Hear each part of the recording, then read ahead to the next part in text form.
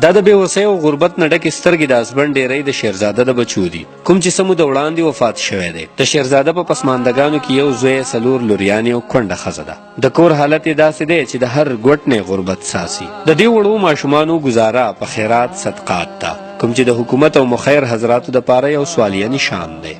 زه ستاسو د ټیم او ستاسو ډیره شکریا ادا کوم چې تاسو دلته رالی او ستاسو سره ټیم ډیر کمی او موږ له دونه ټیم راکړه. زه ډیره شکریا ادا کوم. دا زموږ د دې کلي دغه دي او په دا ډیر غریبانان دي.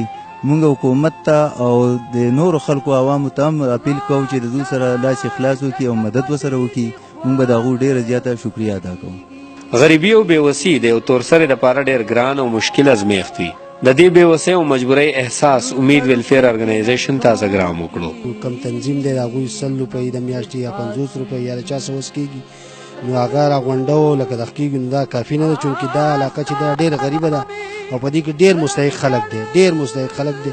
نو چونکې زمونږ دا کوشش دی چې حکومت او مخیر حضرات او بهر دنیا کې چې کم خلک دی که هغه د دوی سره زمونږ په لاس باندې امداد وکړي نو ډېره به ښه او د علاقه به دا خلک به لکه د دې غربت او د دې دغه نه خلاص شي انشاءالله. د مرستې او ملاتړ په هکله د مرحوم شیرزاده کورواله وایي: امید لرم دا شکریا دا کوم که د امید ویلفئیر ارگنائزیشن د ځوانانو په شان د ملک هر وګړی د غریبو په مرسته او امداد کې خپل اخلاص وکړي، نو هغه ورځ لرې نه ده چې به د ملک د هر ضرورتمند او غریب مرسته ملاتړ یقیني شي.